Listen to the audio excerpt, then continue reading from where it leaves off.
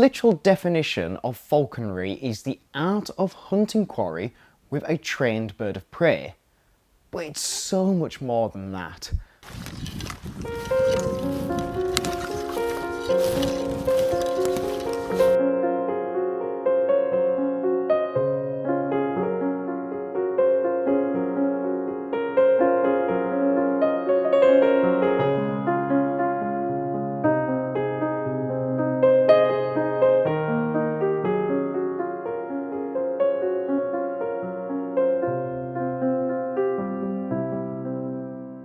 Despite the obvious of taking wild quarry with bird of prey, just being immersed in nature, enjoying the countryside. It's probably as close as a religion as what I think a religion is. It's something that I'm incredibly passionate about. A way of life. It's definitely not a hobby if you want to do it well. Solace, and I think to me it's the countryside. It's an interface with the countryside. Camaraderie, being out with other fellow falconers, and yeah, just enjoying it really.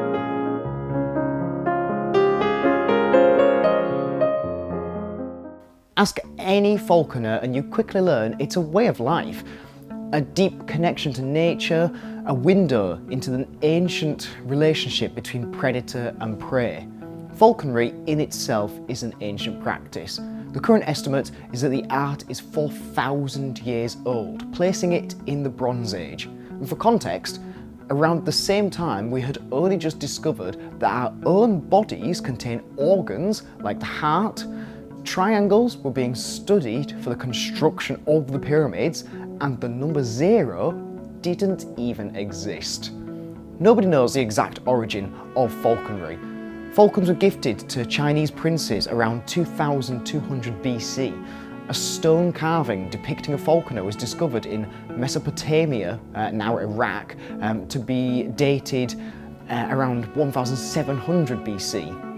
And the earliest evidence of falconry crossing over to Europe comes in the form of a floor mosaic in Greece dated 500 AD. And while falconry now encompasses a range of species including falcons, hawks, buzzards, and even some owls, one of the most ancient practices is eagle falconry.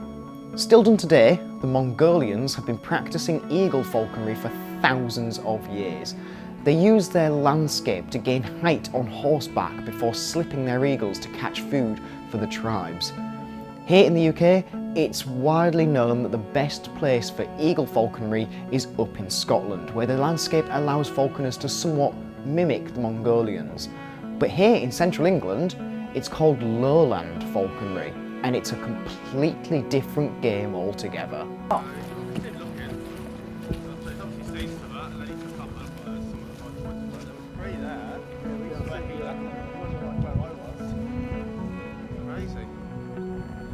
So what happens is, if we get a bit of warm weather down at this time of the year, even though it's February, it's winter, if we do get a few days of that spring weather, we've seen butterflies, bees, all kinds of things, wasps, waking up for spring. It's kind of tricked them. Even my outdoor snake enclosures, the snakes have come out. They've gone back underground now because it's cold. But it triggers the hares to start boxing, start grouping up, ready for courting. And it's hard because we want to find hares naturally in their forms for the day, put them up when they hear us come in, give us a good slip with the eagles. What happens is, the eagle will chase one of those, he'll miss, and then in the distance he'll see 3 or 4 hares dancing around, maybe 2 fields away, and off the eagles will go. Those hares are not going to get caught. They can see him coming miles away, and they'll usually sidestep at the last minute. But it means the birds start self-hunting, and we end up running all after them to get our birds back. Wondering about the first time, Dan. On this channel, I don't really show the hunting side to falconry. It's not my niche. Channels like Falconry, Bull X, Free Bird of Reason, they're all good videos for hunting. I've never felt the need to step into their space. I'm also just not really well set up for hunting videos at home. When I go out with the falcons or Harris hawk, I don't intend to hunt. It occasionally happens. I have partridge, pheasant and rabbit on my permission, and I have caught a few game birds with the peregrine and a few corvids and squirrel with the Harris hawk, but it's never the goal when I go out with my birds. So to actually film and show off some British lowland game hawking, this February I went out with Kyle and his golden eagle Stan, and Dave Sharp and his golden eagle Zeus.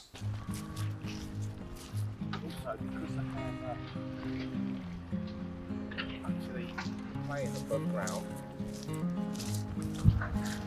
They'll see us 2 or 3 fields away because they're already up and after us. Oh, there's 3 hares there. You're never going to get near those hares. They know you're there. Yeah.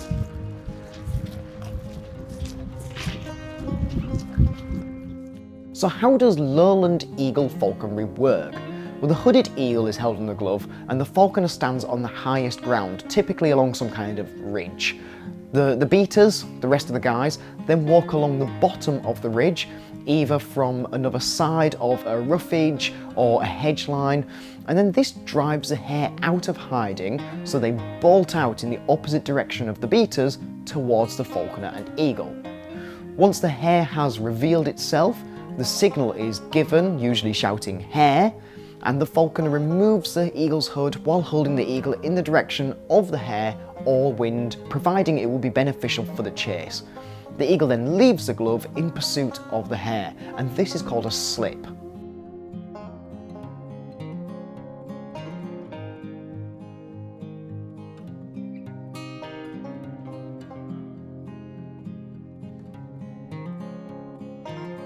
And this doesn't always go to plan. As you can probably tell from a lot of the audio, it was a very windy day, and this had a huge effect on the eagle's ability to lock onto the hare quickly enough.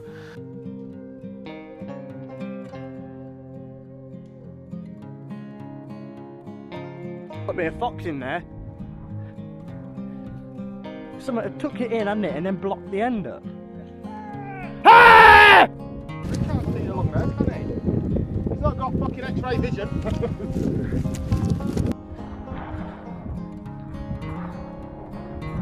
He's on it! Little fucker.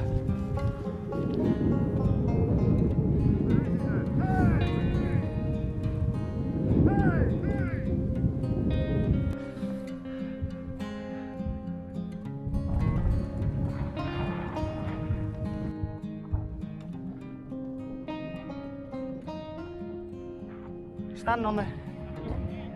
No, I just shouted it because Tom shouted it. But there was 2, one come up after as well. He went over the top of it. What does falconry mean to you? It's a hard question to answer, but personally, I'm not a religious person, but falconry is probably as close as a religion as what I think a religion is. What, there'd be a critter in that log? Because there's like loads of grass dragged in and a bed made in there, all depressed. But then the end had grass pulled in and blocked the end up. I was hoping whilst you were recording them in a banjo on your face. I stuck my head in there and quickly pulled it back out. I stuck it in, Tom went, I think there's something in there, and I was like, oh. It's something that I'm incredibly passionate about. It's more of a lifestyle than a hobby, as most falconers would know. It's at the forefront of my mind all year round, and it's one of those things that's probably very punishing, grueling, but it's something that you get a lot of satisfaction from and a lot of love from. A kite going into mobbing. He got smacked in the head by one like a month ago. Look, look, look! Ooh. There's so many kites here.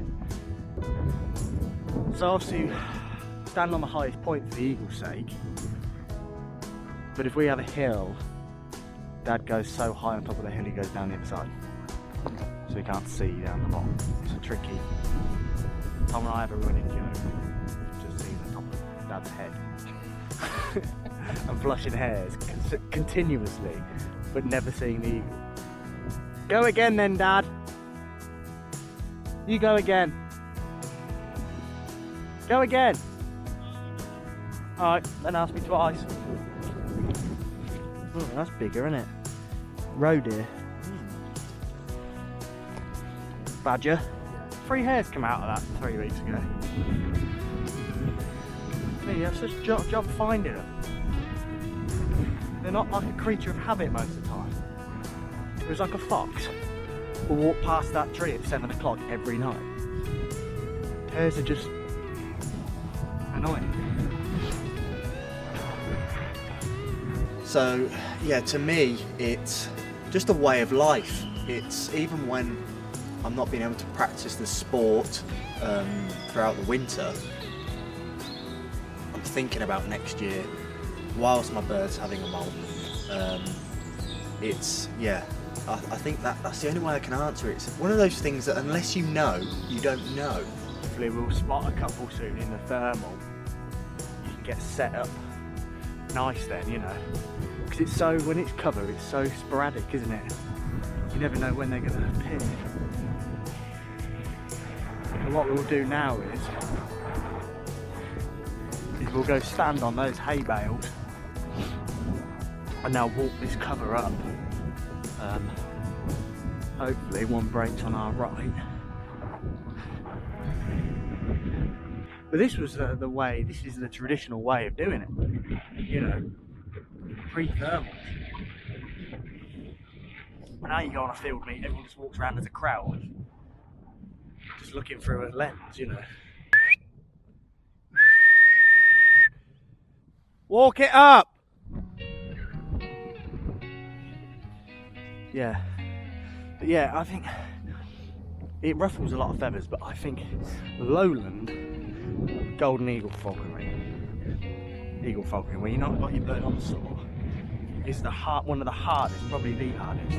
Not because it's technically difficult, like flying a game or something, but it's fucking grueling. You don't put your own game down. Yeah. So I don't know where stuff is.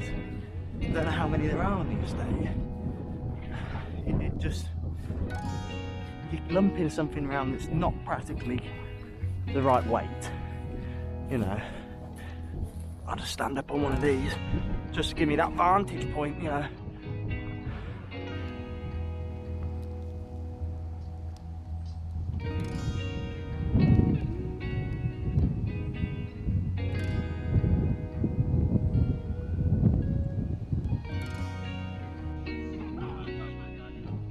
Don't you start shouting hare at things that aren't hares again. What I'll do is, Dan, I'll have this next slip with it. And if I've got a good feeling, then you fly in for a bit. You get down.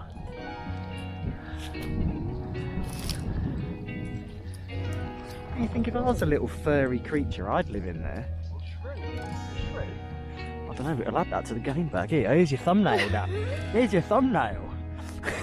Hang on. Let me stretch it out, make it look bigger. We'll just do that classic trophy kill.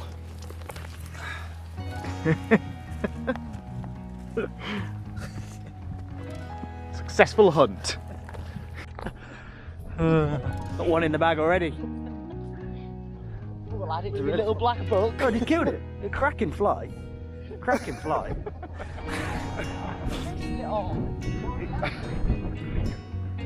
Yeah, I've had a cracking flight down out that. British falconry. It's getting warm. Go. Shrew hawking with a golden eagle. So we'll go and show you this huge trophy here, called by Tom, Flying Zeus. Look at the size of that. That's one of the biggest ones I've ever seen. And savage. Zeus is actually lucky not to have been killed by that animal. Fuck off. Fuck off. Fucking going out with these fucking YouTubers. Hi, my name's Okay, so what does falconry mean to you? Well, Dan, you asked me this yesterday to sort of give me a heads up, and I gave it a bit of thought. And I thought, I'll really think about some deep, meaningful answer. And then I thought, whoever watches my channel, they know it's all off the cuff. So rather than sound smart, because I'm not, what does falconry mean to me? A way of life. It's definitely not a hobby if you want to do it well. There's nothing in here now. I can see.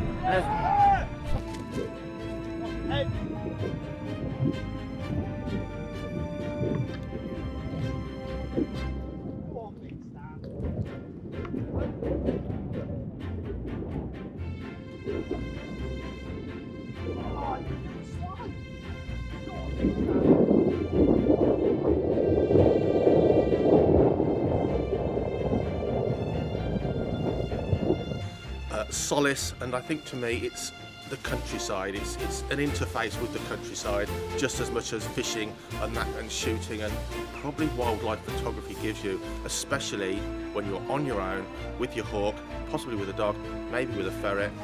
It just gives you that absolute immersion into nature, and that's something I've loved all my life, and it gives you a deeper immersion. You're hunting, it's primordial, you're at grassroots level. You won't do them downwind. Isn't it weird? But he puts all that energy in. There you go, still on it.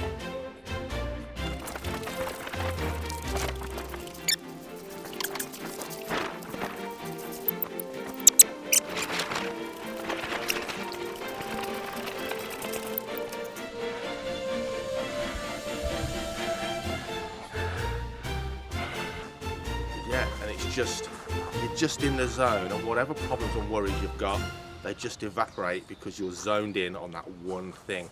You're just there in nature. Peace. So far, they're not hill ones, so you get there,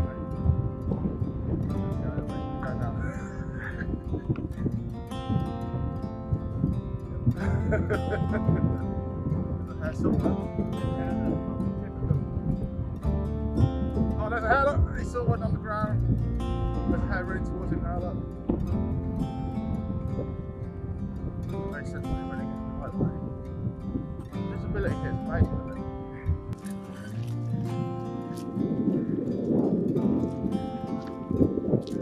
it? Kyle. Let's get on that hill.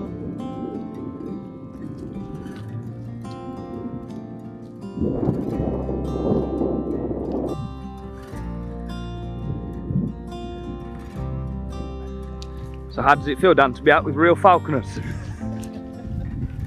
What are you talking about? I do real falconry all the time.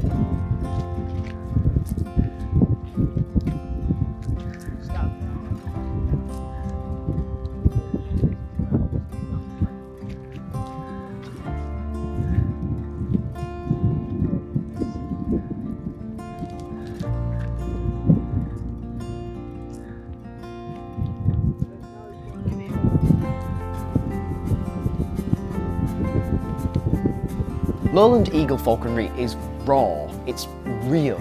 There's no cheap tricks, it's just a team of guys, a couple of eagles, and the natural world. It really is this deep connection into nature. The hare, they're cunning, they're smart, they know how to survive. If you've ever seen videos of a golden eagle binding to and successfully dispatching a hare, what you didn't see was the 10+ previous videos of the hare using its agility and speed to outmaneuver the eagle and get away. We didn't go out expecting a huge bag of trophies, just a day of excellent sport. I always think that people not involved in falconry often look at falconers as these sort of bloodthirsty animal murderers, but it's not the truth. In reality, we all held just as much admiration for the prey as we did for the eagles. We weren't there to slaughter the landscape's wildlife. Falconry just allows you to momentarily insert yourself into the millions of years long relationship between predator and prey. And if you ever meet a falconer who just wants to boast about how many kills they've had, in my opinion, they've lost the point entirely themselves. I don't think they're that heavy when you first roll them in, but then control them for a while. All over here. Your arm starts to fall off. Kites are everywhere around here, aren't they?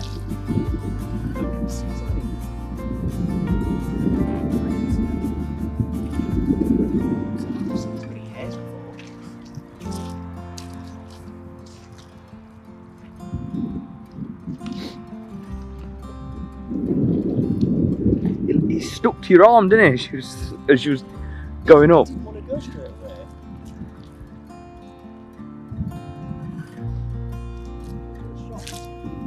thought once the hook was off, it'd go. So after an early start and a long morning of good slips but no catches, we stopped for some dinner. A nice background. Fucking hell. It's only when you come out of any YouTube, but this one's gay. You're not going to believe this, Dad. Fucking rainbow behind you. There's always a rainbow. You know when Jesus has his thing, Dad just got a rainbow. You're still recording. One chicken wrap and a pot of gold later, we were back in action, and after spending the entire morning either with the eagle or slipping the eagle myself, I decided to spend a couple of slips on the beater's side and a bit of a chat with Dave on the current state of the display industry.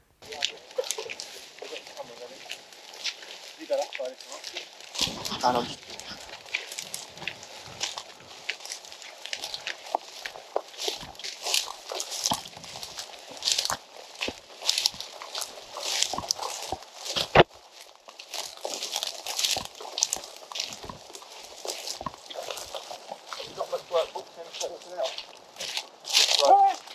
Right.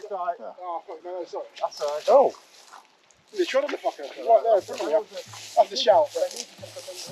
Yeah, I'm much busier this year than I was last year. With what? Experience sessions and photography sessions. Which, yeah,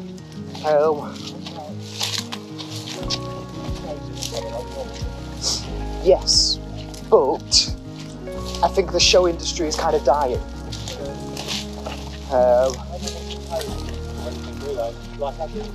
Shows don't want to pay a lot. Yeah, because there's a bunch of other people that'll just go in and do it for far cheaper, because they'll make up all their money by passing their birds around to do photos. Oh, what's up? Here, behind you. Literally walk past it, literally walk past it. Yeah. They don't have falconers, guys. You know, remember? Yeah. Double loft, you look double loft, you know what I mean? And it doesn't matter, I'm going to go. We're just not getting a good slip now. What's he doing though? He's just getting blown off by the wind. Oh, is that what I'm bothered, yeah, but... So literally, the guy when he was there, he literally walked straight literally past it. I had to call that one because literally... Yeah, that's true, yeah.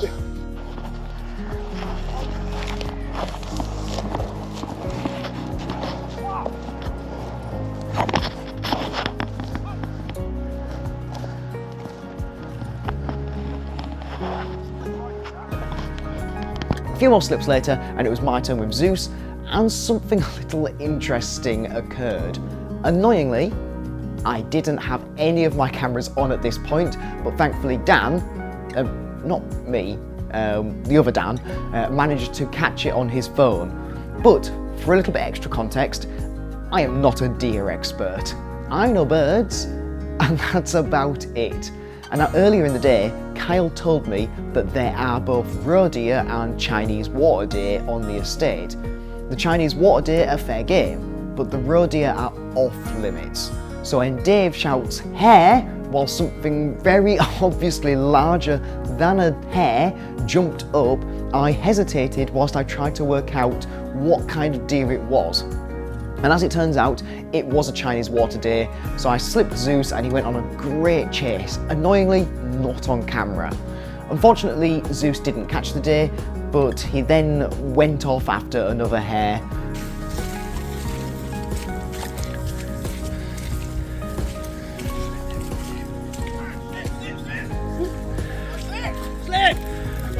Chinese, run!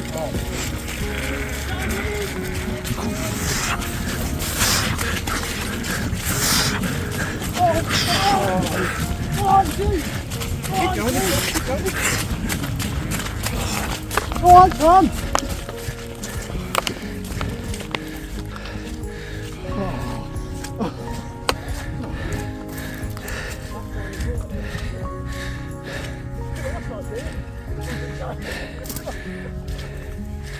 God, I was gonna say have this, but I didn't want you to trip You him. got stung fucking everywhere. I tripped over that fucking bramble. He's had all up my fucking leg in that. That was already ripped, but it got me through it. We'll walk this again. Hopefully, a fox won't come out. Oh.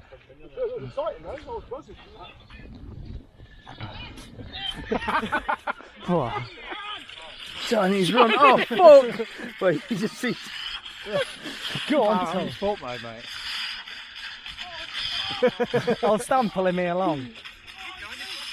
And then, being February in England, the weather turned on us and it started to rain, so all the cameras had to go away for a bit. That was fast down that hill, weren't it?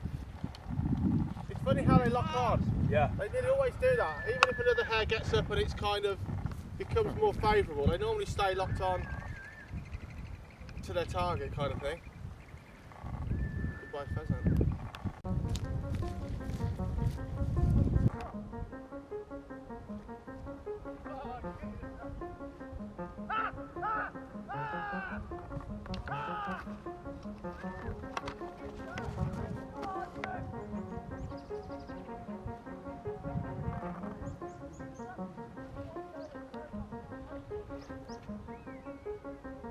What does falconry mean to me? It's a deep bond between a man and a bird of prey that gets you as close to nature as a human could possibly be.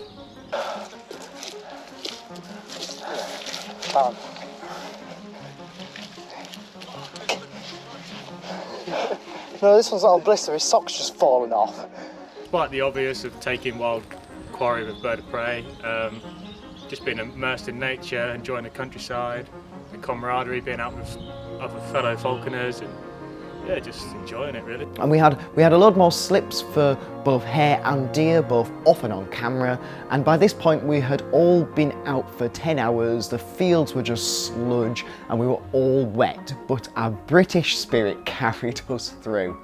And finally, at the end of the day, after I had given up filming, just to relax with the last leg of the trip, Zeus slipped and got himself a hare.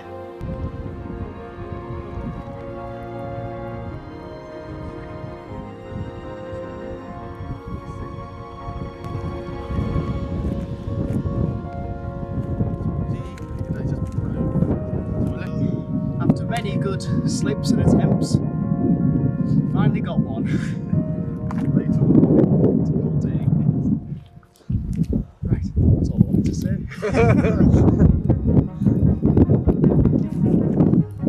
I might have been. Oh no, why did you want to be? Yeah. Oh, why did you? I wasn't bothered about zooming in on you, it's just pure. Cut your head off. I need to look like I've done something.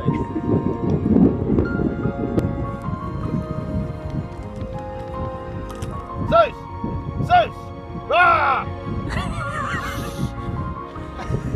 Rah! Didn't look quite right, did it?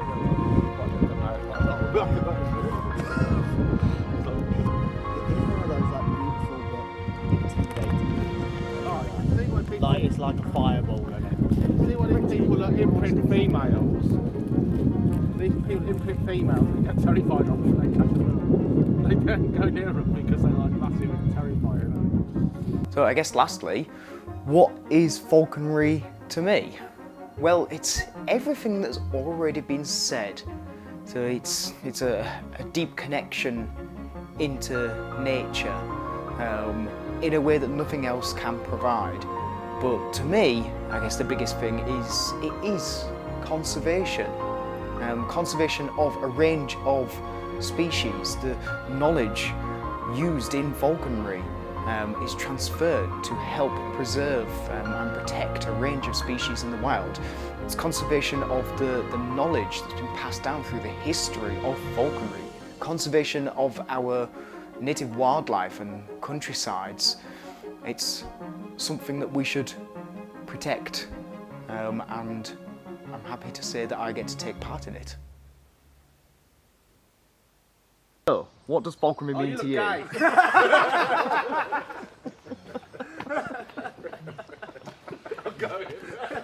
going to put that on YouTube.